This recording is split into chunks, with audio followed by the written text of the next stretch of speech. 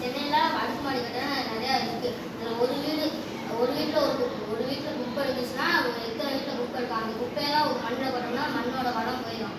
அதனால் மக்கள் மக்கா குப்பையை பிரித்து போட்டோம்னா மண்ணோட வளம் அதிகமாகிடும். அதனால இந்தியா வளமான இந்தியா.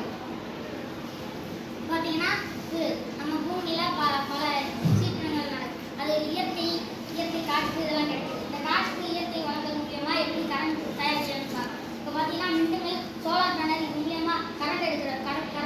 இப்போ கரண்ட் எடுக்கிற மூலியமாக இப்போ மின்மில் சுற்றுற மூலியமாக கரண்ட் கிடைக்கும்.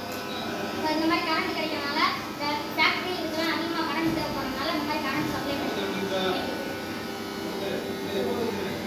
பார்த்தீங்கன்னா ராக்கெட் மூலியமாக இப்போ பார்த்தீங்கன்னா சந்திரயான் 1 சந்திரயான் 2 இருக்குது. அது விடும்போது பூமியில் மேலே போய் இருக்கிறனால அங்கே இருக்க சுற்றி நடக்கிற சீற்றங்கள் இதெல்லாம் கண்டுபிடிக்கும். பூமியில் நம்ம இந்தியாவில் பார்த்தீங்கன்னா ஏதாவது மழை பெய்யுதுன்னா முன்னெச்சரிக்கையாக சிக்னல் கொடுக்கும். ஏதாவது சுற்றுச்சூழல் மாறும்னா அதுக்கும் சிக்னல் கொடுக்கும். இப்போ பார்த்தீங்கன்னா டொர்னேடோ ஏதாவது வந்துச்சுன்னா அதுக்கும் சிக்னல் கொடுக்கும். வளமான இந்தியாவை தலைநகரம் சென்னையில் அவனைக்கான வீடாக கட்டி மரத்தை எல்லாத்தையும் வெட்டிடுறாங்க. இப்போ 2050 தண்ணி கிடைக்கிறதுக்கு நம்ம காசு கொடுத்து பண்ணுற மாதிரி இருக்கும். இப்போ அதனால நம்ம இப்போ ஒரு வீட்டுக்கு மழைநீர் தொட்டி வச்சோம்னா அப்படியே தொட்டியில் தண்ணி தேங்கி நில அடியில் தண்ணி தேங்கும். நம்ம 2050 போர் போடுறதுக்கெல்லாம் காசு தேவையில்லை. நன்றி.